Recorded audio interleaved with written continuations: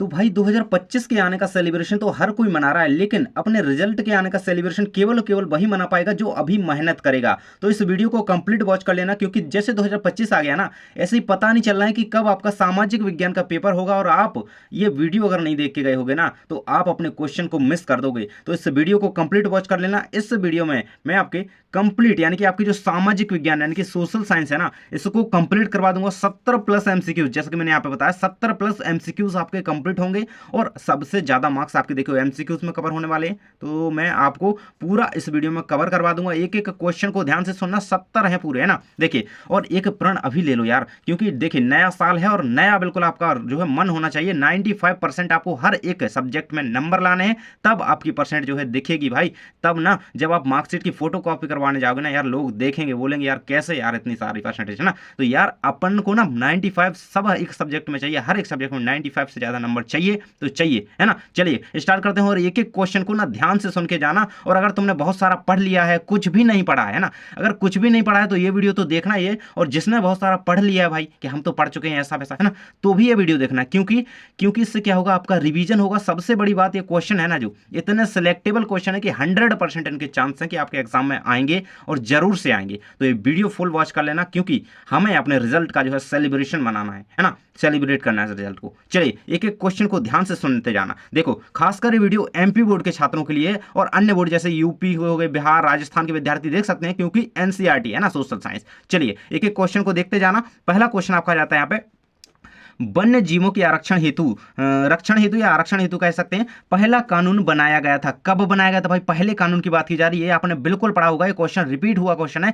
सन 1972 में, डेट याद रखना भैया, है ना। वन संरक्षण अधिनियम जिसे कहा गया, ये कब आया था, तो 1972 में आया था। इस चीज को बिल्कुल दिमाग में बैठा लो। और हर एक सब्जेक्ट का इसी तरीके से वीडियो चाहिए ना, एमसीक्यूज का अलग, 2 नंबर का अलग, 3 नंबर का अलग, 4 नंबर का अलग। तो चैनल को सब्सक्राइब कर लेना, अपने दोस्त को वीडियो को भेज देना। देखो, तो इसको आंसर को याद रखना, है ना। वन्य जीवों के आरक्षण हेतु कब पहला कानून आया, तो 1972 में। और प्रोजेक्ट टाइगर 1973, है ना। ये प्रोजेक्ट टाइगर जो जो मिशन था वो 1973 में आया। इस चीज को यहां से याद रखना। चलिए नेक्स्ट क्वेश्चन आपका जाता है, पूर्वोत्तर और मध्य भारत में वनों की कटाई का प्रमुख कारण क्या है। पूर्वोत्तर की बात कर रहा है, मध्य भारत की भी बात कर रहा है। तो ईंधन के लिए, स्थानांतरित कृषि के लिए, आवास के लिए, या उद्योग के लिए। तो काय के लिए, स्थानांतरित कृषि के लिए। ये आपको याद कर लेना। देखो, गत वर्षों में ये प्रश्न पूछा गया, 100% चांसेस हैं कि किसी भी रूप में क्वेश्चन आ सकता है, तो इसको कंप्लीट कर लेना। नेक्स्ट आपका है, देखो ये आपको जल्दी से कमेंट बॉक्स में लिख देना, जिसको भी पता है जल्दी से लिख दो भाई। चोरी चोरा की घटना, है ना, चोरी चोरा की घटना कब हुई थी, 5 फरवरी 1922 को, 8 नवंबर 1924 को, या फिर 10 फरवरी 1927 को, या फिर 9 अप्रैल 1930 को। जल्दी से कमेंट बॉक्स में बता दीजिए, जिसको पता है। मैं आपको आंसर बता देता हूं, 5 फरवरी 1922 को चोरी चोरा कांड की घटना हुई थी, है ना। इसको डिटेल में पढ़ लेना, इससे क्वेश्चन आने वाला है ना, टिप्पणी कर लेना एक तरीके से। नेक्स्ट क्वेश्चन आपका आ जाता है, वस्तु की, है ना, वस्तु की विनिमय जो होती है, विनिमय की प्रारंभिक अवस्था में व्यापार किस प्रणाली पर जो है आधारित था, है ना।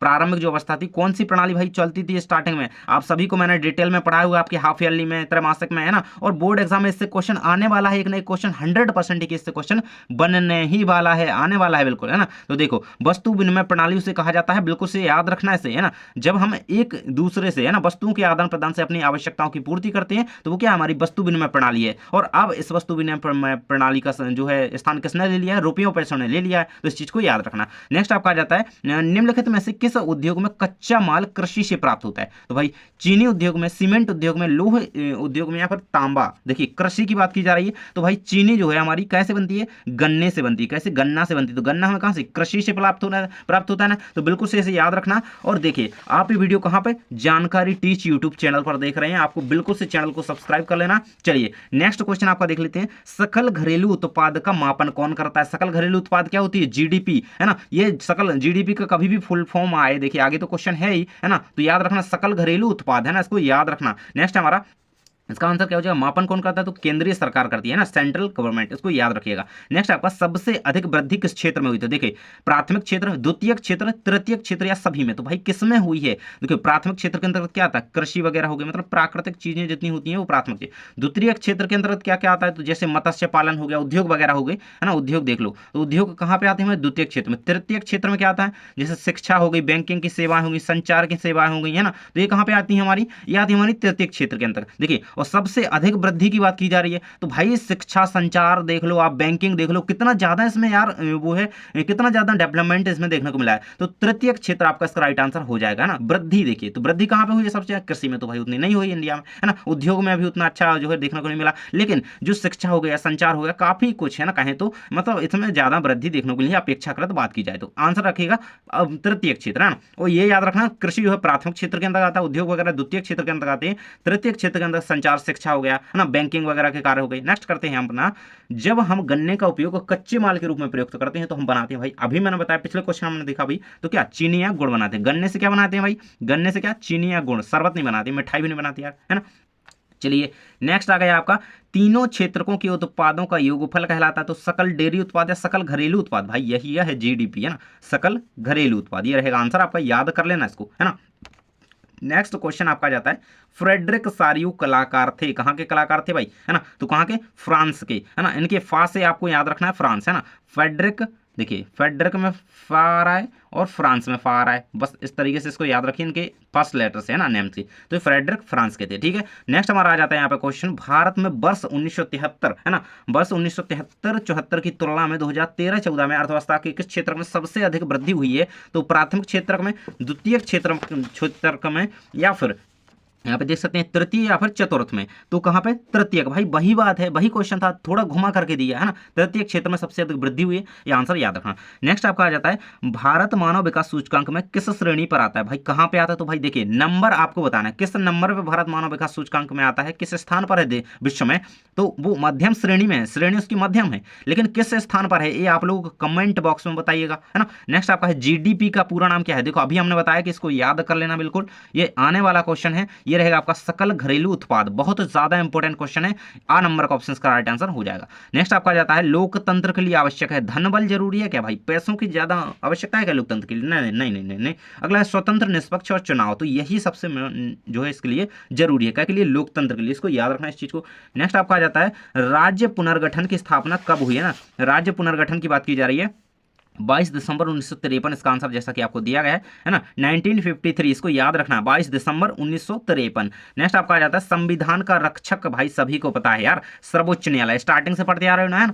राष्ट्रपति, कई बच्चे इसका गलत आंसर लगा देते हैं, बिल्कुल नहीं यार, सर्वोच्च न्यायालय जो है संविधान की रक्षा करता है, याद कर लेना इस क्वेश्चन को, है ना। चलिए आपका नेक्स्ट क्वेश्चन यहाँ पे आ जाता है, शिक्षा किस सूची का विषय? भाई शिक्षा राज्य सूची का या फिर संवर्ती सूची का, संघ सूची का, राज्य सूची? तो शिक्षा जो है संवर्ती सूची का विषय, कहाँ का? संवर्ती। और इस तरीके से क्वेश्चन आ सकता है कि शिक्षा खालिस्तान सूची का विषय, तो किस?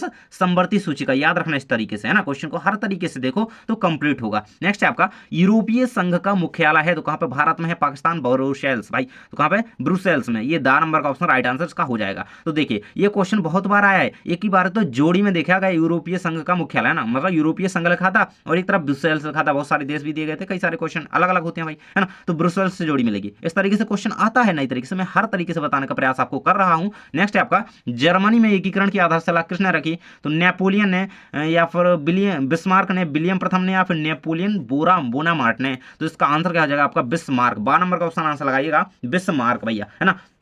चलिए नेक्स्ट क्वेश्चन हमारा आता है, श्रीलंका में गृह युद्ध की समाप्ति कब हुई थी? गृह युद्ध मतलब वही ये लड़ रहे थे भाई, तो कब हुई थी? सन 2009 में, है ना, 2009 में, याद रखना इस चीज को, ये आपका आंसर यहाँ पे 2009 हो जाएगा। नेक्स्ट आपका आ जाता है, विश्वकोश नामक ग्रंथ की रचना, भाई किसकी बात की जा रही है? विश्वकोश की। तो डेनिस दिदेरो या फिर नेकर, रूसो या फिर बाल्टियर? तो कौन? डेनिस दिदेरो, इनको याद रखिएगा, बिल्कुल से दिमाग में बिठा लो। विश्वकोश नामक जो ग्रंथ था, है ना, कौन सा? विश्व कोश। इस तरीके से इस चीज को देखो, लिख करके याद करोगे तो आपको याद रखेगा, कौन? डेनिस दिदेरो। इनको बिल्कुल से याद रखो। और देखो हर एक सब्जेक्ट का इसी तरीके से वीडियो आपको मिलने वाला है, और कई सारे वीडियोस डले भी हुए हैं, जाकर के देखो तो यार, है ना। देखिए यहाँ पे अगला प्रश्न आपका, निम्नलिखित में से कौन श्रीलंका का प्रमुख जातीय समूह है? ईसाई और तमिल, बौद्ध और हिंदू, सिंहली और तमिल? भाई तो कौन? सिंहली और तमिल। ये याद रखना इस चीज को, बहुत ज्यादा इंपॉर्टेंट क्वेश्चन है, आया हुआ क्वेश्चन है लास्ट ईयर में, है ना, तो इस चीज को याद कर लेना। चलिए हम नेक्स्ट क्वेश्चन आपके देख लेते हैं। देखिए यहाँ पे दिए गए हैं, ये रहेगा आपका नेक्स्ट क्वेश्चन। इसमें दिए गए हैं, देखिए यहाँ से आपका आ जाता है उत्पत्ति के आधार पर संसाधनों का वर्गीकरण है। तो जैविक और अजैविक क्या है, देखिए उत्पत्ति के आधार पर बात की गई। उत्पत्ति के आधार पर संसाधन क्या दो प्रकार के होते हैं, कौन कौन से, एक होता है जैविक और एक होता है अजैविक, तो इस चीज को याद रखना। नेक्स्ट है आपका निम्नलिखित में से कौन सा अजैव संसाधन, यही जो इसकी बात की गई इसका उदाहरण आपसे पूछा गया। तो मनुष्य क्या अजैव संसाधन, क्या नहीं यार, मनुष्य तो जीता जागता है, तो भाई तो जैविक हुआ है ना। मत्स्य जीवन ये भी तो जीती है ना। तो चट्टाने क्या हुई, एक तरीके से जैविक, निर्जीव है, मृत है, तो क्या चट्टान इसका राइट आंसर आपका हो जाएगा अजैव संसाधन का, याद रखना चट्टाने। नेक्स्ट है आपका HDI है ना, HDI जैसे हमने GDP का करा याद, तो इसी तरीके से HDI होता है ना, मानव विकास सूचकांक, इसको याद रख लेना है ना, बहुत ज्यादा इंपॉर्टेंट है ना। ह्यूमन डेवलपमेंट इंडेक्स इसका नाम होता है पूरा। नेक्स्ट आपका आ जाता है आर्थिक विकास का परिणाम है, तो जीवन स्तर में सुधार, तो भाई यही है ना, जीवन स्तर में सुधार, ये आर्थिक विकास है ना। आर्थिक विकास आर्थिक स्थिति से जो मनुष्य का डेवलपमेंट हो, मनुष्य की स्थितियों में है ना विकास हो, तो क्या है जीवन स्तर में सुधार हो एक तरीके से। नेक्स्ट है आपका नेक्स्ट प्रश्न कहता है कि विकसित देशों में प्राकृतिक संसाधनों का उपयोग होता है, तो अति अल्प, देखिए प्राकृतिक संसाधनों की बात की जा रही तो बहुत ज्यादा उपयोग होता है विकसित देशों में, है ना। लोग सोचते हैं ना कि मशीनों पर विकसित देश जो है डिपेंड हो गए, नहीं यार ऐसी बात नहीं है, वो बहुत अधिक ज्यादा प्राकृतिक संसाधनों पर यूज करते हैं ना, इनका यूज करते हैं। तो यहाँ पर क्या आंसर रहेगा, है ना, तो विकसित देशों में प्राकृतिक संसाधनों का बहुत ज्यादा उपयोग होता है, याद रख लेना। नेक्स्ट आपका प्राकृतिक संसाधनों का उचित प्रबंधन क्यों महत्वपूर्ण है ना। उचित प्रबंधन क्यों महत्वपूर्ण है, केवल आर्थिक लाभ के लिए, पर्यावरण संतुलन बनाए रखने के लिए, या फिर कृषि उत्पादन के लिए, या फिर शहरीकरण के लिए। तो इसका आंसर आपको क्या याद कर लेना है, इसका आंसर आपका हो जाएगा यहाँ पे प्राकृतिक संसाधनों का उचित प्रबंधन क्यों महत्वपूर्ण है, तो केवल आर्थिक लाभ के लिए, पर्यावरण संतुलन, तो इसका देखिए तो ये रहेगा आपका पर्यावरण संतुलित बनाए रखने के लिए ना, उचित प्रबंधन इसीलिए ही महत्वपूर्ण है। आंसर इसका क्या लिखेंगे आप, बा का आंसर लिखेंगे पर्यावरण। देखिए आपके सामने ये आंसर याद कर लेना, यही है ना, ठीक है। चलिए आगे देख लेते हैं, यही है इसका आंसर लिखा हुआ है, चलिए, है ना। नेक्स्ट आपका आ जाता है निम्नलिखित में से किस प्रांत में सीढ़ीदार सोपानी खेती, वेरी वेरी मोस्ट इंपोर्टेंट, बिल्कुल से हाईलाइट कर लो इसको, और 100% है कि ये क्वेश्चन में आने वाला है आपका, और सोपानी खेती को पढ़ के रख लेना भाई, सीढ़ीदार खेती है ना, बहुत ज्यादा इंपॉर्टेंट है। देखो उत्तरांचल यानी कि उत्तराखंड में बेसिक से कहें, है ना, तो क्या होता है उत्तराखंड में, क्या होता है उत्तराखंड में ना, बहुत सारी देखो कहे कि पहाड़ हैं, तो इस तरीके से देखिए पहाड़ है इस तरीके से उतरती हुई जमीन है ना, तो एक तरीके से सीढ़ीदार यहाँ पे जमीन है। तो सीढ़ीदार खेती कहाँ पे होती है, सोपानी खेती जिसे कहा जाता है उत्तरांचल, उत्तराखंड में, याद रखना इस चीज को। नेक्स्ट आपका आ जाता है इनमें से किस राज्य में काली मृदा पाई जाती है। देखो भाई जम्मू कश्मीर, काली मृदा में क्या होता है, सबसे ज्यादा क्या होता है काली मृदा में, महाराष्ट्र में पाई जाती है। काली मृदा में क्या होता है, कपास की खेती बढ़िया भरपूर मात्रा में भैया की जाती है, इस चीज को याद रखना, बहुत ज्यादा इंपॉर्टेंट है ना।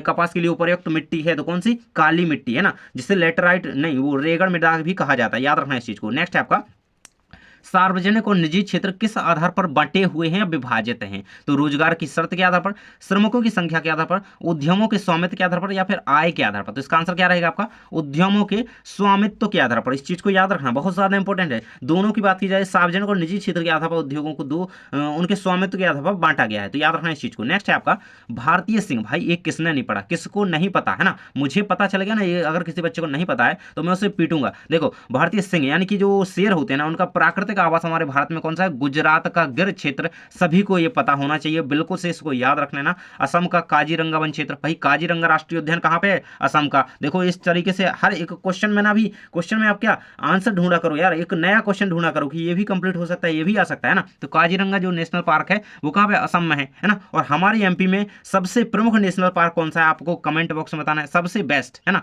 सबसे बेस्ट मतलब सबसे प्रमुख कौन है, सबसे बड़ा भी कह सकते हैं आप, है ना। तो आपने किसका नाम सुना है ना, याद रखना एमपी के आने वाले। नेक्स्ट आपका भारत में शक्तियों का बंटवारा किया गया है संविधान द्वारा, भाई शक्तियों को कौन बांटता है, संविधान ही ना, संविधान ही सर्वोच्च जो है कानून है हमारे यहाँ। तो भाई शक्तियों का बंटवारा भी किसने किया, संविधान द्वारा किया गया है। तो ये क्वेश्चन बिल्कुल से आपका बनने वाला है, 101% है कि ये क्वेश्चन आने ही वाला है, तो इसको जरूर से कर लेना। चलिए आगे के क्वेश्चन को देख लेते हैं। देखिए इस तरीके से आपके आगे के क्वेश्चन आ जाते हैं। फोर्ड मोटर्स है ना, फोर्ड मोटर्स भारत में कब आई, है ना, तो इसका आंसर आपका रहेगा सन 1995 में। देखो ऐसे जो क्वेश्चन होते हैं ना, जो सन वाले हो गए है ना, उनमें कोई आपको ये तो आपको याद ही करनी पड़ेंगी, कुछ चीजें होती हैं यार याद करनी चाहिए, है ना। तो ये आपके लिए लॉन्ग टर्म मेमोरी में आपको सेट कर लेने भाई। 1995 में आपको फोर्ड मोटर्स जो है भारत में आई थी, ये क्वेश्चन आया हुआ है। नेक्स्ट है आपका मुंबई में प्रथम कपड़ा मिल स्थापित हुई, भाई अभी आया था, अभी त्रैमासिक में आया था और अर्धवार्षिक में आया था, और पिछली बार की त्रैमासिक में आया था। तो 1854 में, कब 1854 में खालिस्तान में जो है क्या हुई थी, कपड़ा मिल स्थापित हुई थी, कब 1854 में। इस चीज को बिल्कुल से दिमाग में बैठा लो, याद कर लो इस चीज को। नेक्स्ट हमारा आ जाता है लोकतंत्र की सफलता निर्भर करती है? तो नागरिकों की उदासीनता पर, नागरिकों की गैर कानूनी कार्रवाई पर, या फिर नागरिकों की विवेकपूर्ण सहभागिता पर, या फिर उपयुक्त में से कोई नहीं। तो क्या दिया गया आंसर? नागरिकों की विवेकपूर्ण सहभागिता पर, है ना। देखिए अब भाई सफलता अगर लोकतंत्र में चाहिए तो नागरिक उदासीन देखें, ये तो भाई कोई अच्छी बात नहीं हुई, है ना। विवेकपूर्ण, है ना, विवेकपूर्ण कार्य तरीके से सहभागिता करें सभी, है ना। तो ये क्या रही थी, एक तरीके से इसके लिए सफलता के लिए बहुत जरूरी हो, इस पर निर्भर कर सकता है। तो ये आंसर आपका याद रखिएगा। नेक्स्ट आपका देखिए आंसर जल्दी से कमेंट बताओ। प्रश्न है आपका, ओस अमन बोरो निम्न में से किस फसल की किस्म है? भाई किसकी है, जल्दी से बताओ, किसकी? गेहूं की है क्या, धान की है क्या, चाय की है या कॉफी की? ओस अमन बोरो इन तीनों की बात की जा रही है। तो ये किसकी है? ये धान की किस्म है। किसकी है? धान, है ना, चावल। तो इसको याद रख लेना, धान आपका आंसर यहाँ पे दिया गया है। चलिए नेक्स्ट क्वेश्चन देखो भाई, पहले से अगर आप कमेंट बॉक्स में बताओगे ना तो आपको याद होगा। देखिए कच्चे माल के आधार पर उद्योग कितने प्रकार के होते हैं? तो कितने? 2 प्रकार के होते हैं, ये आपको आंसर में याद कर लेना है। और चैनल को सब्सक्राइब कर लेना, क्योंकि यार नया वीडियो अगर आपको दूसरा वीडियो चाहिए है तो सब्सक्राइब तो करना पड़ेगा, है ना। तो कर लेना। नेक्स्ट है आपका, प्रथम विश्व युद्ध आरंभ हुआ तो कब आरंभ हुआ था? 1914 से 1918 तक चला था, याद रखना इस चीज को, है ना। 1914 से 18 तक चला था। प्रथम विश्व युद्ध की बात की जाए, कब तक, कब से कब तक चला, है ना। अब समाप्ति की बात आ जाए तो कब खत्म हुआ था? 18 में। तो इस चीज को याद रखना। नेक्स्ट है आपका, वैश्वीकरण के विगत 2 दशकों में द्रुत आवागमन देखा गया है। तो देशों के बीच वस्तुओं का, है ना, सेवाओं और लोगों का, देशों के बीच वस्तुओं, सेवाओं और निवेशों का। तो क्या? देशों के बीच वस्तुओं, निवेशों और लोगों का, इन तीनों का देखा गया। क्या का? देशों के बीच वस्तुओं का भी आदान प्रदान हुआ, है ना, आवागमन हुआ एक तरीके से, निवेश भी हुआ, है ना, और लोगों का भी आवागमन बना रहा। तो इस तरीके से आपको इसका ग नंबर का आंसर याद रखना है। नेक्स्ट आपका, वैश्वीकरण जीवन स्तर के सुधार में सहायता पहुंचाई है सभी लोगों को। देखिए वैश्वीकरण है तो विश्व का बाजार है एक तरीके से। तो क्या केवल यह क्या केवल विकसित देशों के लिए काम करेगा? नहीं ना। यह केवल विकासशील देश जो मतलब पिछड़े हुए देश हैं उनके जीवन स्तर में सुधार करेगा? नहीं, सभी के लिए, है ना। वैश्वीकरण का अर्थ क्या होता है? संपूर्ण विश्व का बाजार, है ना, संपूर्ण विश्व के मतलब एक तरीके से स्तर के सुधार के हेतु कार्य करता है। तो क्या सभी लोगों के लिए ना करेगा? तो आंसर क्या रखना है? सभी लोगों के, है ना, सभी लोगों के लिए स्तर में सुधार के लिए सहायता इसमें पहुंचाई है सभी लोगों को। नेक्स्ट है आपका, विभिन्न देशों के बीच संबंध और तीव्र एकीकरण की प्रक्रिया कहलाती है। तो क्या कहलाती है?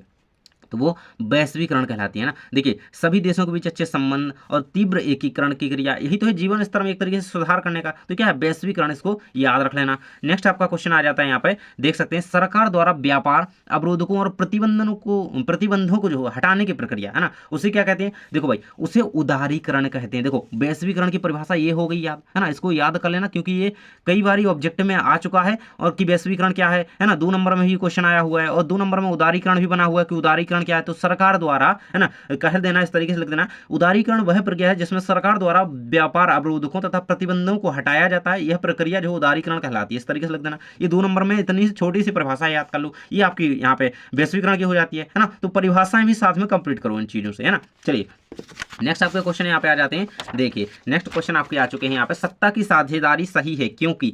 क्यों सही है सत्ता की साझेदारी? यह विविधता को अपने में समेट लेती है, देश की एकता को कमजोर करती है, या फिर फैसले लेने में देर करती है। तो यह क्या करती है? सत्ता की साझेदारी जो है यह विविधता को अपने आप में समेट लेती है। आ नंबर का ऑप्शन सही लगाएंगे का, है ना। नेक्स्ट आपका आ जाता है यहाँ पे, बेल्जियम किस महाद्वीप में स्थित है? बेल्जियम की बात की जा रही है भाई, हमारी एशिया में तो है नहीं, इस तरफ तो नहीं, है ना। तो आपने अगर देखिए वर्ल्ड मैप एक बार ध्यान से देख लेना, किसी भी का पूछा जा सकता है जो कि आप में जिक्र किया गया आपके सिलेबस में जिन भी देशों का, तो किसी का भी आ सकता है। तो यूरोप आपको इसका आंसर लगाना है, बेल्जियम जो है यूरोप महाद्वीप में है ना। नेक्स्ट हमारा आ जाता है यहाँ पे, भारत मानव विकास की श्रेणी में किस स्थान पर आता है? तो देखिए स्थान की बात तो मैंने आपसे करी थी, एक क्वेश्चन रिपीट हो गया, मध्यम श्रेणी में आता है, इसको याद कर लेना। नेक्स्ट है आपका, कृषि क्षेत्र के श्रमिक होते हैं तो क्या होते हैं? भाई देखो आप कोई भी बात मान लो यार, ये तो कॉमन सी बात है, सभी को पता होना चाहिए। कृषि क्षेत्र में जो भी लोग होते हैं, मजदूर होते हैं, तो क्या होते हैं? उनके पास रोजगार नहीं होता है। क्या होते हैं? अल्प बेरोजगार लोग होते हैं, अल्प रोजगारी लोग होते हैं, मतलब अल्प कह लें कि उन्हें रोजगार नहीं प्राप्त होता है तो अल्प रोजगार कह सकते हैं। तो आंसर याद रख लेना, अल्प रोजगार, ये आपका आंसर यहाँ पे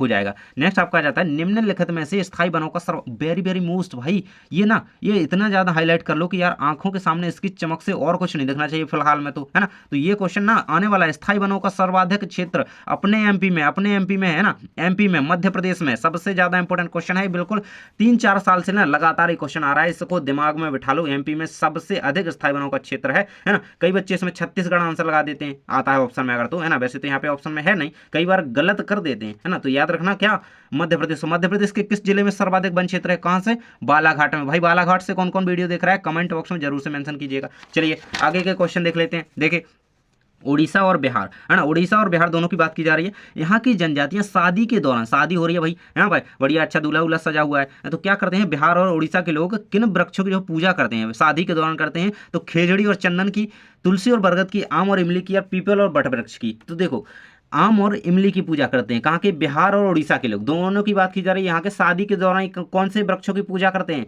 तो आम और इमली की। वैसे तो हमारी भारतीय संस्कृति में वृक्षों को पूजा ही जाता है, लेकिन ये जनजातियों की बात की जा रही तो इनकी एक ना एक श्रद्धा रही है इस चीज में, है ना, शादी के दौरान जो क्या करते हैं वो आम और इमली के पौधों की जो है पूजा करते हैं। नेक्स्ट आपका आ जाए शांत घाटी का संबंध किस राज्य से है भाई, शांत घाटी कहाँ पे है, तो कहाँ पे, केरला में, केरल, है ना, केरल में, तो इसको याद रखना। और सबसे अधिक साक्षरता वाला राज्य भी केरल है ना, सब सर्वाधिक साक्षरता वाला राज्य अगर पूछ लिया जाए तो कौन सा है, केरल। इस चीज को दिमाग में बिठा लो, बिल्कुल से ये क्वेश्चन आया हुआ है लास्ट ईयर में, है ना, तो ये रहेगा। नेक्स्ट आपका रहेगा यहाँ पे प्रश्न है भिंगबेरा यानी कि इलाहाबाद, है ना, में जल संरक्षण हेतु, यानी कि इलाहाबाद के भिंगबेरा गांव की बात की जा रही है, कोई स्थान होगा वहां का, में जल संरक्षण हेतु एक उत्कृष्ट जल संग्रहण तंत्र किस नदी पर बनाया गया। तो भाई सभी को पता है यार, ये तो आप यहां से ही सेंस लगा सकते हो कि इलाहाबाद यानी कि प्रयागराज की बात करी जा रही है, तो वहां है कौन सी नदी यार, गंगा नदी, है ना, तो गंगा नदी इसका आंसर लगा देना। ये देखो ऑप्शन सारे दिए गए, गंगा नदी आंसर लगा देना। नेक्स्ट आपका आ जाता है यहाँ पे निम्नलिखित में से, है ना, सॉरी ये रहेगा आपका अगला प्रश्न है, मध्य प्रदेश में स्थानांतरित कृषि को निम्न में से किस नाम से जाना जाता है। स्थानांतरित कृषि की बात की जाए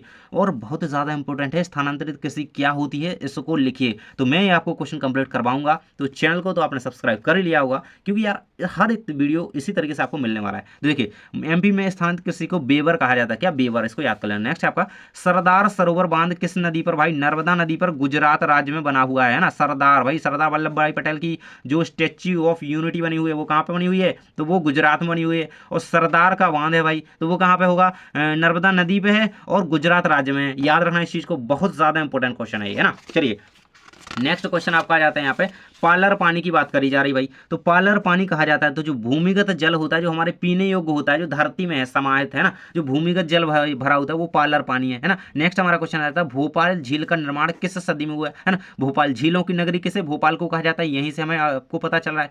और इनका निर्माण कब हुआ भाई, तो 11वीं सदी में, है ना। और किन किन राजाओं ने सबसे पहले इनका निर्माण करवाया, ये आपको पता होना चाहिए, तो जिसको भी पता है कमेंट बॉक्स में बताइएगा, और ये आपको देखो पढ़ लेना है ना। नेक्स्ट आपका सरिस्का बाग रिजर्व परियोजना किस राज्य में, सरिस्का बाग की जा रही बात, सरिस्का बाग तो कहाँ पे है, राजस्थान में। देखो एक क्वेश्चन पहले था, है ना, राजस्थान का घाना पक्षी बिहार किस राज्य में, तो वो राजस्थान। ये क्वेश्चन बहुत ज्यादा आता था, इसी तरीके से सरिस्का, है ना, अभी बहुत ज्यादा रिपीट क्वेश्चन हो रहा है ना, तो ये जरूर से याद रखना। सरिस्का बाग परियोजना जो है एक तरीके का कह सकते हैं कि एक नेशनल एक पार्क है ना, ये बाघ परियोजना है, तो ये राजस्थान राज्य में, याद रखना। नेक्स्ट हमारा विश्व में सबसे अधिक वर्षा कहाँ पे होती है भाई, मासिनराम मेघालय में, कहाँ पे, मासिनराम मेघालय में, ये याद रखिएगा, ये आपका आंसर यहाँ पे दिया गया है ना। मेघालय राज्य में एक स्थान है, यहाँ पे विश्व में, भाई भारत की बात नहीं कर रहा है, पूरे विश्व में सबसे ज्यादा यहाँ पे ओले पड़ते हैं, यहाँ पे सबसे अधिक बारिश होती है, ये चीज याद रखना। नेक्स्ट हमारा महात्मा गांधी ने सत्याग्रह के हथियार का सर्वप्रथम प्रयोग कहाँ किया, है ना, सत्याग्रह के हथियार की बात की जा रही है,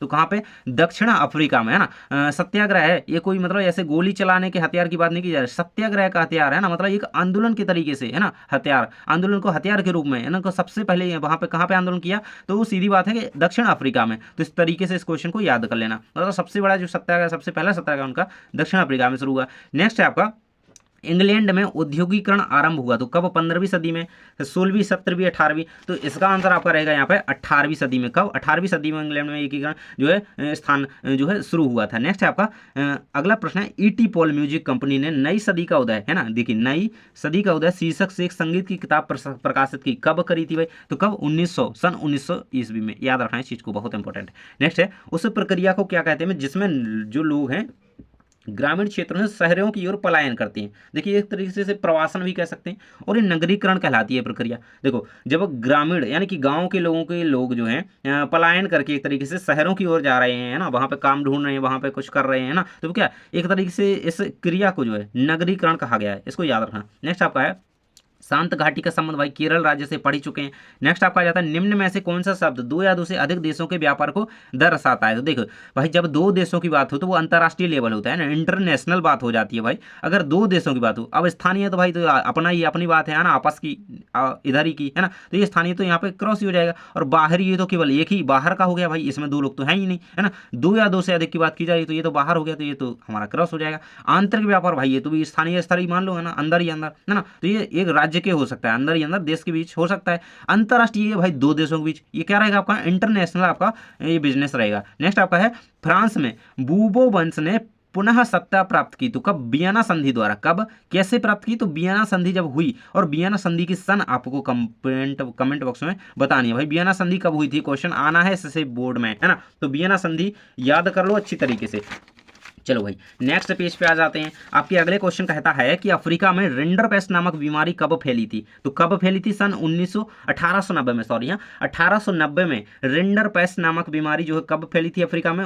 1890 में। इसको याद कर लेना। और देखो अभी तक मुझे नहीं लगता कि कोई बच्चा वीडियो में बचा हुआ है। अगर आप लोग अभी भी वीडियो में हैं तो कमेंट बॉक्स में जानकारी टीच, है ना, टैग कर दीजिएगा, @जानकारी टीच कर दीजिएगा। मैं समझ जाऊंगा कि हाँ कोई बचा हुआ है, क्योंकि बहुत बच्चे ना वीडियो छोड़ करके जा चुके होंगे, मुझे पता है ना, क्योंकि उन्हें ना ठीक तरीके से पढ़ना नहीं है। अगर आप लोग एक सीक्वेंस में देखो, आप लोग कई सारे वीडियोस देखोगे तो दिमाग और ज़्यादा डाइवर्ट होगा। एक एक करके ध्यानपूर्वक एक कंप्लीट वीडियो को देखा करो, ताकि आपके जो क्वेश्चन है ना क्लियर हो सके, मतलब इतना ये हो सके आपका कि भाई ये हमारा इतना कंप्लीट है, अब हमें ये नहीं देखना है, अब हमें ये चीज़ देखना है, ये हमारी एक तरफ है, कंप्लीट है इतनी, है ना। तो आपका इससे ये क्लियर होगा, इसलिए एक एक क्रम से वीडियो देखो, है ना, ऐसा नहीं कि कहीं भी कुछ भी, है ना। देखिए अगर आपका लोकतंत्र के परिणामों का सही आधार क्या है, तो लोकतंत्र मूल की सरकार, या फिर समय और धन का अपव्यय, या फिर विविधताओं का साम्राज्य, है ना, इसके परिणाम का सही आधार बताया गया। एक उत्तरदायी शासन व्यवस्था। भाई लोकतंत्र का प्रमुख आधार क्या है, तो एक उत्तरदायी शासन व्यवस्था। इनमें से बात की जा रही है, इन चारों में से, ये आपका आंसर यहाँ पे हो जाएगा। नेक्स्ट आपका आ जाता है मानव विकास में भारत में किस राज्य की स्थिति जो है बेहतर है, भाई तो कहाँ की है? केरल की। अभी मैंने बताया ना कि साक्षरता में सबसे ज़्यादा सर्वाधिक साक्षरता वाला राज्य कौन सा? हमारा केरल। तो भाई देखिए मानव विकास सबसे ज़्यादा, भाई जब जहाँ पे साक्षरता होगी, जहाँ पे शिक्षा होगी, तो सभी इससे ज़्यादा सबसे ज़्यादा कहोगे वही ना जो है विकास करेगा, तो कौन सा है? केरल, याद रखना। नेक्स्ट हमारा आ जाता है निम्नलिखित में से उपभोक्ता आधारित उद्योग है चीनी उद्योग, सीमेंट उद्योग, या लौह इस्पात उद्योग, या फिर तांबा उद्योग। इसका आंसर आपका रहेगा, देखिए उपभोक्ता आधारित बात की जा रही है ना, तो ये चीनी उद्योग, शक्कर उद्योग, याद रखना इस चीज को। कृषि आधारित उद्योग भी है आपका, और बहुत ज्यादा इंपॉर्टेंट है, इससे क्वेश्चन आना है। नेक्स्ट आपका रहेगा आंखों पर पट्टी बांधे हुए और तराजू लिए हुए। अरे भाई देखिए ना अदालत, तो देखिए तराजू लिए हुए महिला किस बात का प्रतीक है, तो ये अदालत में क्या होता है? न्याय होता है, या स्वतंत्रता, शांति, या साक्षरता। तो अदालत में क्या शांति मिलती है, या फिर साक्षरता, आपको वहां पे पढ़ाया लिखाया जाता है, या स्वतंत्रता मिलती है कि जाओ बच्चा खेल लो दम से, है ना, या फिर न्याय मिलता है? तो भाई क्या मिलता है अदालत में? ना न्याय मिलता है। तो वहां पे आपने देखा होगा एक महिला आंखों पर पट्टी बांधे हुई, काली पट्टी उट्टी बांधे हुई बढ़िया से खड़ी रहती है, और हाथ में एकदम से तराजू लिए रहती है ना, उससे वो पलड़ा ना बिल्कुल से न्याय का प्रतीक होता है ना, बिल्कुल बराबर होना चाहिए, ना इसकी तरफ झुका होना चाहिए ना उसकी तरफ, बिल्कुल बराबरी से एकदम न्याय का प्रतीक होती है। किसका? न्याय का। इस चीज को ध्यान में बिठा करके रख लो, बहुत ज्यादा इंपॉर्टेंट है। नेक्स्ट आपका क्वेश्चन कहता है कि जब फ्रांस छींकता है तो बाकी यूरोप को सर्दी जुकाम हो जाता है, यह कथन किसका है?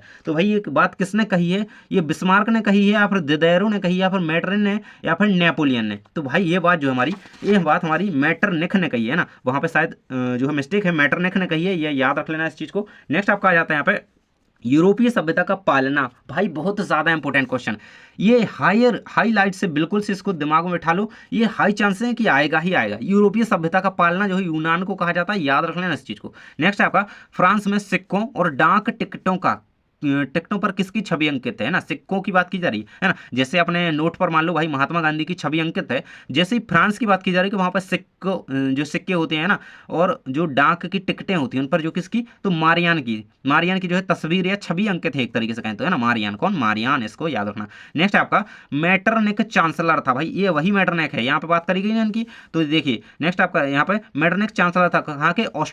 ऑस्ट्रेलिया नहीं, ऑस्ट्रिया, है ना, दोनों में डिफरेंस है, अलग अलग है दोनों, याद रखना। नेक्स्ट आपका असहयोग खिलाफत आंदोलन कब शुरू हुआ? भाई कब शुरू हुआ? तो जनवरी 1921 में, अप्रैल 1913 में, या फिर दिसंबर 1920 में, या फिर फरवरी 1925 में?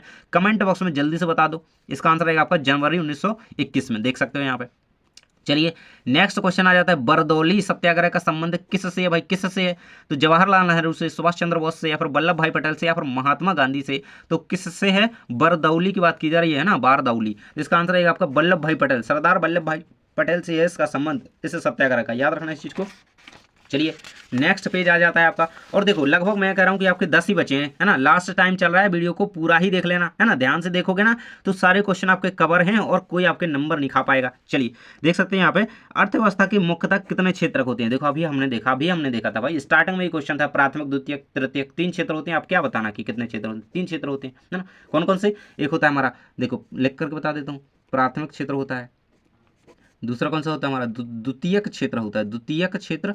और तीसरा होता है हमारा तृतीयक क्षेत्र। अब इनके अंतर्गत अंतर्गत मैंने अभी बता दिया था आपको कि अलग अलग चीजें आती हैं। प्राथमिक क्षेत्र के अंतर्गत जैसे कह लो प्राकृतिक चीज होगी, जैसे आप कृषि कर रहे हो, कृषि जो है प्राथमिक क्षेत्र के अंतर्गत आती है, खेती वगैरह। और द्वितीय क्षेत्र के अंतर्गत जो उद्योग वगैरह होते हैं, उद्योग आते हैं, है ना। कोई भी जैसे कुटीर उद्योग है, लघु उद्योग, कई सारे उद्योग हो सकते हैं, तो वो द्वितीय क्षेत्र के अंतर्गत रखे गए। और तृतीय क्षेत्र के अंतर्गत आता है जैसे शिक्षा की सेवाएं हो गई, शिक्षण सेवाएं हो गई, है ना, बैंकिंग सेवाएं हो गई, संचार सेवाएं होंगी, ये हमारी कहाँ पे आती हैं? ये हमारी तृतीय क्षेत्र में आती हैं। तो इन तीनों क्षेत्रों को याद रखना। अर्थव्यवस्था के मुख्य कितने क्षेत्र हैं? 3 क्षेत्र हैं, याद रखना। नेक्स्ट हमारा आ जाता है, निम्न में से किस फसल को पीला सोना कहा जाता है? तो पीला सोना सोयाबीन को कहा जाता है। और ये सबसे ज्यादा, है ना, सबसे ज्यादा एमपी प्रोड्यूस करता है सोया, है ना, सोयाबीन। तो सबसे ज्यादा सोयाबीन भारत में, सोयाबीन एमपी, है ना, हमारे मध्य प्रदेश में उत्पादित किया जाता है। तो इस चीज को याद रखना, पीला सोना इसे कहा जाता है ना। पीले पीले टाइप का होता है, पीले कलर का होता है, तो इसे क्या? पीला सोना, येलो गोल्ड कहा जाता है सोयाबीन को। नेक्स्ट आपका है, वे फसलें जो वर्षा ऋतु के आरंभ में बोई जाती हैं, है ना, कौन सी फसलें कहलाती हैं? तो देखो अभी इस टाइम में, है ना, अभी के टाइम की बात कर रहा हूँ मैं, अभी दिसंबर चल रहा है ना, लास्ट है आपका 2024, है ना। और क्या पता आप 2025 में ये वीडियो देख रहे हो, तो अभी कौन सी फसलें बोएंगी? देखो जो ठंडों में बोई जाती हैं, मतलब नवंबर कह सकते हैं ना, अक्टूबर नवंबर या दिसंबर के लगभग जो फसलें बोई जाती हैं वो रबी की फसलें कहलाती हैं, है ना। ये रबी की, ये कब? ये अक्टूबर नवंबर में बोई जाती हैं। और जो खरीफ की, ये वर्षा के समय पर बोई जाती है, जो बरसात ऋतु होती है, तो ये हमारी खरीफ की फसलें हो जाएंगी, है ना। तो इस चीज़ को याद रखना। उनके उदाहरण देखो, रबी की फसलें जैसे अभी कौन सी? अभी गेहूं की फसल हो गई, है ना, चना हो गया, और कौन सी हो गई? चना हो गया, हमारा सरसों हो गया। ये क्या होती है? हमारी रबी की फसलें हैं। और ये खरीफ की फसलें कौन कौन सी होती हैं? तो खरीफ की फसलों में उड़द हो गया, है ना, ये सोयाबीन हो गया, उड़द हो गया, है ना, सोयाबीन उड़द हो गया, एक तरीके से उड़द लिख देना, मूंग हो गई, और भी कई सारी मटर वगैरह आप लिख सकते हैं। चलिए अगला क्वेश्चन आपका देख लेते हैं, निम्नलिखित में से परिवहन का कौन सा साधन वाहनांतरण हानियों तथा देरी को घटाता है? तो भाई पाइपलाइन, रेल परिवहन, या फिर जल परिवहन।